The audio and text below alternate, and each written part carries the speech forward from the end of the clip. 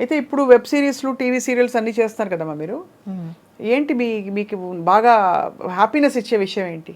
Job satisfaction. మంచి character వేసాము. అవును, జనంలోకి రోజు వెళుతుంది క్యారెక్టరు. మా పేర్లు అసలు పేర్లు మర్చిపోయి క్యారెక్టర్ పేర్లతో పిలవడం, అలాగా జనం మమ్మల్ని రిసీవ్ చేసుకోవడం, మంచి మంచి క్యారెక్టర్స్ పడుతున్నాయి. మరి అంకుల్ అమ్మా? లేరు, ఆయన పోయి 97లోనే పోయారు ఆయన. అయ్యో, మీరు ఒంటరి అయిపోయారు తర్వాత. పిల్లలతోటే కదా మీకు? పిల్లలే నా జీవితం, నా మనవలు నా మనవరాళ్ళు వాళ్ళతోటి జరిగిపోతుంది. 97 అంటే చాలా ఏళ్ల క్రితం అమ్మా. 25, 26 ఏళ్ళు, 27 ఏళ్ల క్రితం. మరి అప్పటి నుంచి మీరు ఎప్పుడు ఆయన జ్ఞాపకాలా మీకు? ఉంటాయి జ్ఞాపకాలు. అంటే ఎందుకంటే 15వ ఏట ఆయనతో ప్రయాణం మొదలు పెట్టారు. ఎలా చనిపోయారమ్మా? ఇది షుగరు చనిపోయారు. చాలా బాధాకరం, కష్టం మీకు. తర్వాత ఎలా అమ్మా, ఎలా మిమ్మల్ని మీరు సంభాళించుకుని ఇంకా జీవితంలో కొత్త? మీరు నమ్మరు, ఆయన చనిపోయిన 5వ రోజున నేను ఇక్కడ షూటింగ్కి వచ్చాను హైదరాబాద్కి. వర్క్ ఇది చేయలేం కదా మోహన్ బాబు గారి సినిమాకి. 5వ రోజున వర్కే కదా, వర్క్ సఫర్ చేయలేం మనం. మనకు బాధ ఉందని చెప్పి వర్క్ సఫర్ చేయలేం కదా, అవతల ఇంతమంది కాంబినేషన్. 5వ రోజునే వస్తే గబుక్కుని మా తమ్ముడు వైఫ్ బయలుదేరే రోజున అలా వెళ్ళకూడదని ఇంటికి తీసుకొని వెళ్ళి ఒక చీర పెట్టి అప్పుడు పంపించింది. వాళ్ళు దేని గురించి ఎప్పుడూ ఆలోచించలేదు, ఏదో జరిగిపోతుంది. కష్టం వచ్చిందా కాసేపు అలా కూర్చొని కళ్ళు మూసుకొని కాసేపు ప్రేయర్ చేసుకుంటాను. నేను ఫస్ట్ చేసుకునేది ప్రొడ్యూసర్లు అందరూ బాగుండాలి అనుకుంటాను నేను. ఎందుకంటే ప్రొడ్యూసర్ లేదే మనం లేము. సో డెఫినెట్గా మంచి ప్రతి ప్రొడ్యూసరు హ్యాపీగా ఉండాలి, అతని కింద ఇన్ని కుటుంబాలు బతుకుతున్నాయి కదా అని అనుకుంటాను నేను. అందుకని ప్రొడ్యూసర్ చల్లగా ఉండాలని కోరుకుంటాను నేను ఎప్పుడు. ఇంకా మీరు మరి ఇన్ని క్యారెక్టర్ వేసేసారు కాబట్టి వర్క్ సాటిస్ఫాక్షన్ కూడా చూసేశారు, మెమెంటోలో అవార్డులు చూసేశారు, కావాల్సిన వాట్ ఎవర్ డబ్బులు అవి చూసేశారు. ఇప్పుడు మీరు ఎంచుకోండి, మీ క్యారెక్టర్ మీరు రాసుకోండి అంటే ఎవరి పాత్ర వేస్తారు? ఎలాంటి పాత్ర వేయదలుచుకున్నారు? ఎలాంటి పాత్ర అంటే దాన్ని ఉదాహరణకి నేను చెప్తాను, అమ్మని ఎలా చూడాలనిపిస్తుందో. మిమ్మల్ని మంచి ఒక కలెక్టర్, ఒక డడడన్ మెట్టు దిగుతూ ఫాస్ట్గా వచ్చి కాటన్ చీర కట్టుకుని హైనెక్ బ్లౌజ్ వేసేసుకుని అలాంటి క్యారెక్టర్లో అమ్మని చూడాలి నాకు. అది మీ ఆలోచన. ఏ క్యారెక్టర్ అంటే నా ఆలోచన. మీ ఆలోచన చెప్పండి. బాగా ఓల్డ్ క్యారెక్టర్, బాగా ముసీలుది అయిపోయి వణుకుతూ వచ్చి అలాంటి ఒక క్యారెక్టర్ ఆ గెటప్లో ఎలా ఉంటానని నేను ఆలోచిస్తున్నాను. అది మన ఇద్దరికి డిఫరెన్స్ చూడండి మరి. అదే కానీ మీకు అలాంటి క్యారెక్టర్ కష్టం అమ్మా. మీరు ఎందుకంటే ఎప్పుడు యంగ్, ఎవర్ గ్రీన్, డైనమిక్గా కనిపిస్తారు. మీ వయసుకి మీకు అసలు సంబంధం లేదు, అలా ఉన్నారు మీరు. కాబట్టి ఆ క్యారెక్టర్ అఫ్కోర్స్ నటిస్తారులేండి, కానీ చెప్తున్నాను. కానీ మీరు మంచి డైనమిక్ రోల్స్లో ఇంత ఇండిపెండెంట్ అమ్మా. ఫస్ట్ థింగ్ ఈ తరం నేర్చుకోవాల్సింది, మిమ్మల్ని చూసి మీరు ఆ తరానికి సంబంధించి కూడా ఎంత ఇండిపెండెంట్ డెసిషన్స్ తీసుకున్న డెసిషన్కి కట్టుబడి ఉన్నారు. పారిపోలేదు కదా, కష్టం రాగానే అమ్మో పిచ్చి పని చేశానే, ఎందుకు వచ్చాను దేవుడు అని వెళ్ళిపోలేదు. ఎంత కష్టం వచ్చినా అక్కడే నిలబడి పోరాడారు, అత్యాసలకు పెట్టుకోలేదు. ఎన్ని విషయాలు నేను నేర్చుకోవాల్సినవి మీ లైఫ్ నుంచి. అండ్ ఎప్పుడు ఏది మరీ టూ మచ్గా డీప్గా వెళ్ళిపోయి చేయలేదు. సరే, ఒక జీవితాన్ని నమ్ముకున్నారు, దాన్నే మీ లైఫ్గా మార్చుకుని మీరు ఇప్పుడు అదే భక్తిలో ఉన్నారు మీరు. సో ఎంత గొప్ప విషయం అమ్మ. మీ వంటకాలు చాలా బాగుంటాయి, చూశాను. ఎవరు నేర్పించారు మీకు వంట? ఎవరు నేర్పించలేదు, నేను ఇంట్లో చేసుకోవడమే. మీ బెస్ట్ రెసిపీ ఏంటి చెప్పండి? నేనేం చూశానంటే పప్పు చూశాను ఆ మధ్య, ఇంకేంటి పులిహోర ఒకటి లాంటిది ఒకటి పెట్టారు, అది చాలా బాగుంటుందండి ఓయ్ అని గలగలా మాట్లాడుతూ ఇలా చేయండి అలా చేయండి అని.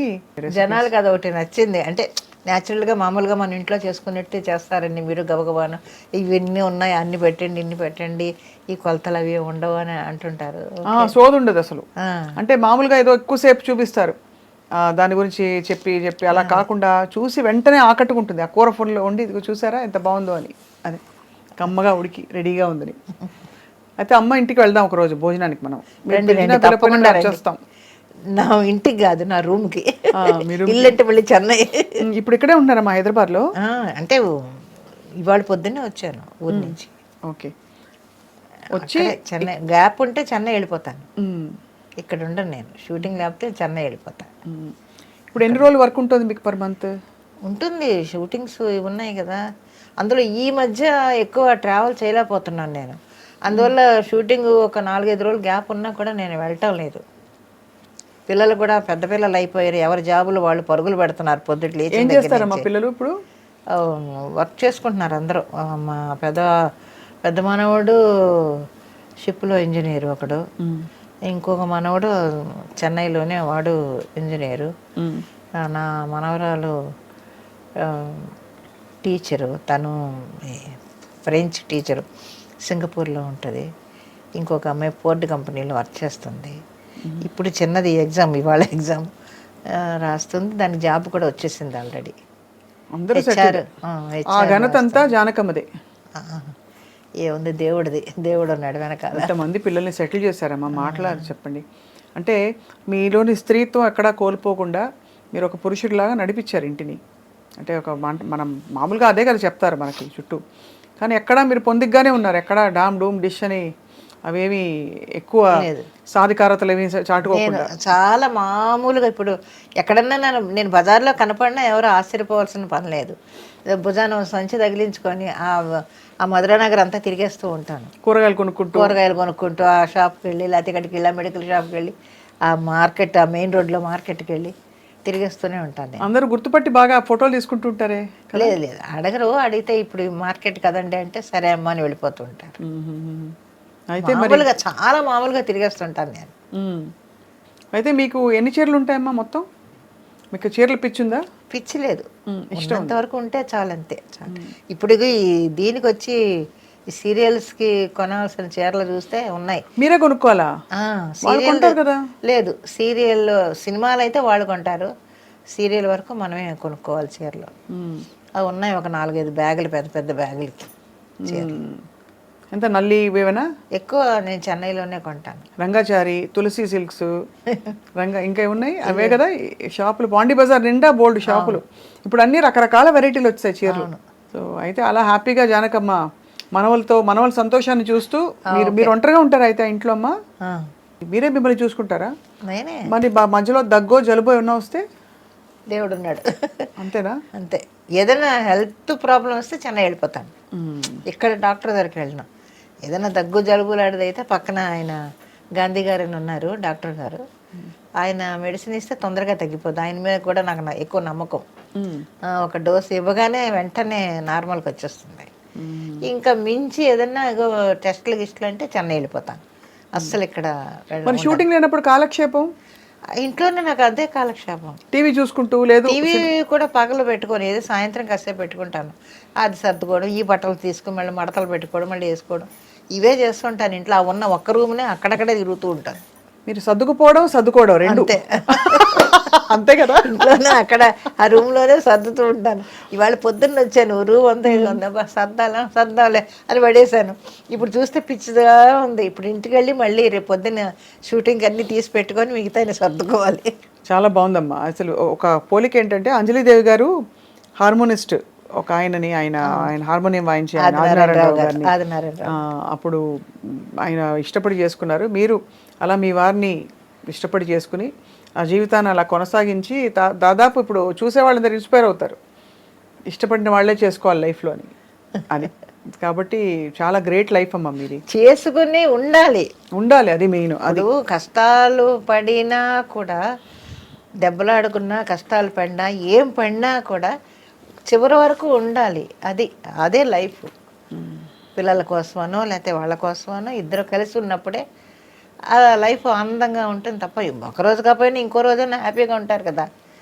అలా కాకుండా నీ మటు నువ్వు వెళ్ళిపో, నా మటు నేను వెళ్ళిపోతా, ఇంకా లైఫ్ ఉండదు. ఇంకా అవును, అలా పురపచ్చాలు వచ్చాయమ్మా మీ మధ్య? మీ ఇద్దరు మధ్య వస్తూ ఉంటాయి, భార్యాభర్తలు అన్న తర్వాత రాకుండా ఎలా ఉంటాయి? అది పెద్ద ఏముండవు, చిన్న వస్తూ ఉంటాయి, మళ్ళీ మామూలే అంతే. ఏదో చిన్న చిలిపి తగాదాలాంటి ఏదో వస్తూ ఉంటాయి. ఆయన అరిస్తే నేను అరుస్తాను, నేను అరిస్తే ఆయన అరుస్తాడు, అంతే. మళ్ళీ సాయంత్రం మళ్ళీ మామూలు, మళ్ళీ ఇంటికి రాగానే మళ్ళీ పెట్టు అన్నం తిను, అది తిని, అంతే. మరియు ఊహోనే పెద్ద గొడవలు ఎప్పుడూ రాలేదు మా మధ్య. చాలా వెరీ వెరీ ఇన్స్పైరింగ్ స్టోరీ అమ్మ మీది. అంటే కొన్ని ఇంటర్వ్యూస్లో చూసాం, కానీ ఇలా డైరెక్ట్గా కలిసి మాట్లాడితేనే అసలు ఏమిటో అర్థమవుతుంది. ఏంటి జానకమ్మ ఇంత క్వైట్గా ఉంటారు ఎప్పుడు అని. ఎక్కువ ఏమీ మిమ్మల్ని కాంట్రవర్సీస్లో చూడలేదు, వివాదాల్లో ఇరుక్కోరు ఎప్పుడు, మీ పాటికి మీరు ఉంటారు, అంతే. అంతే. మళ్ళీ అంటూ జన్మ ఉంటే మీరు మిలిటరీ వాళ్ళనే చేసుకుంటారా, సినిమాల్లోనే నటిస్తారా, జానకమ్మగానే పుడతారా? ఏమో మనం ఏం చెప్తామమ్మా, మీ కోరిక. ఏమో నాకు అసలు కోరిక. 7 జన్మలు అంటారు కదమ్మా, మీ వారిని మళ్ళీ మీరు పెళ్లి చేసుకుంటారా? ఇది సూటిగా చెప్పండి. కానీ ఒకటి అది మాత్రం నిజం, ఆయన ఎప్పుడూ కూడా భర్త అనేవాడు ఎంత ప్రేమించేవాడో ఆ ప్రేమను పొందిన వాళ్ళకే తెలుసు డెఫినెట్గా. అది మాత్రం నిజం. మా ఆయన నన్ను చాలా ప్రేమగా చూసేవాడు. అంటే ఏంటి ఫర్ ఎగ్జాంపుల్? అంటే రాగానే మీకు అలా అని కాదు, ప్రేమ అనేది దాన్ని ఎలాగా చెప్పాలి అనేది తెలీదు. చాలా ప్రేమగా, అది వర్ణించలేనంత ప్రేమ, అది చెప్పగలం అంత అనిపించిన దాన్ని. కాబట్టి అబార్షన్ అయ్యి మంచం మీద ఉన్నాను, వచ్చి ఇలాగా బాత్రూమ్కి వెళ్ళి మళ్ళీ ఆ మంచం మీదకి వెళ్ళేటప్పటికి బాత్రూమ్ నుంచి మంచం వరకు బ్లీడింగ్ బ్లీడింగ్ బ్లీడింగ్ బ్లీడింగ్. మీకు మొత్తం తుడిచి క్లీన్ చేసి నన్ను తీసుకొని వెళ్ళి శుభ్రంగా అంతా కడిగి మళ్ళీ అన్నీ శుభ్రంగా బట్టలు మార్చి ఆ రూమ్ అంతా క్లీన్ చేసి, ఏ మగాడు ఎవడ చేస్తాడు అలా? అవన్నీ మరి కళ్ళతో చూసినప్పుడు మనకి ఏమనిపిస్తుంటుంది కదా, అవన్నీ చేసేవాడు.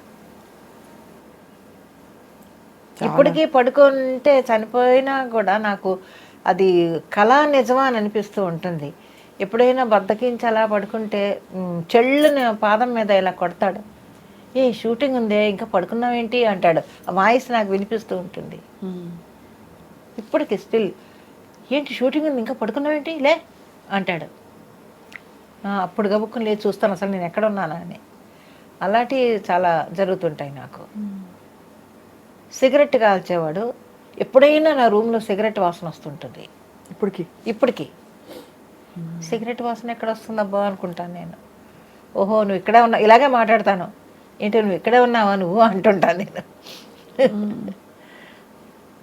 అలాంటి ఇన్సిడెంట్స్ కొన్ని జరుగుతూ ఉంటాయి. అవును, అలాంటివన్నీ చేసేవాడు. జీవితంలో చాలా ఇదిగా ఉండేవాడు ఆయన. మా ఆయన ఎవరికన్నా పెట్టడంలో కానీ మనకి లేకపోయినా ఇతరులకి పెట్టేవాడు. అవన్నీ చేసి ఆ గుణం ఎలా వస్తుందో మరి పెట్టేవాడు, అందరికీ పెట్టేవాడు. మనం వండుకుందాం లేవే, మనం తిందాం లేవే, పాపమే వాళ్ళు వచ్చారే అన్నం పెట్టేద్దామే అనేవాడు. వెరీ వెరీ ఇన్స్పైరింగ్ అమ్మా. అటువంటివన్నీ చేసేవాడు ఆయన.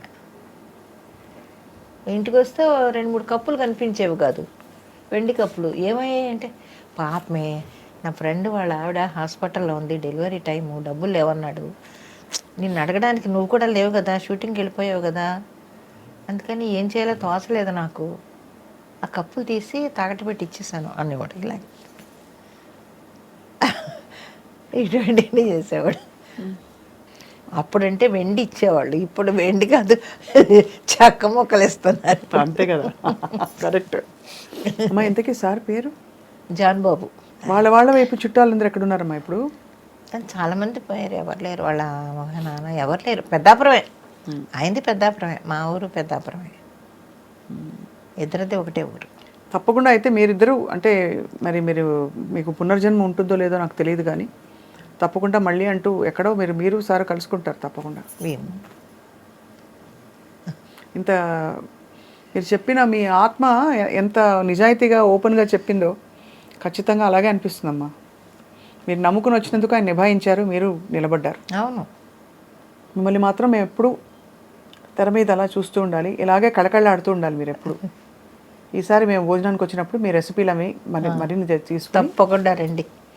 నా రూము, ఇల్లు కాదు అది, రూము వాటెవర్, మీరు ఎక్కడ ఉంటే అదే ఇల్లు, అదే అదే మీ. కాబట్టి ఈసారి మేము వస్తాం. మీ షీల్డ్స్ అన్నీ కూడా చెన్నై వచ్చినప్పుడు ఒకసారి అన్ని ఫోటోలు తీసుకుంటాం జ్ఞాపకంగా.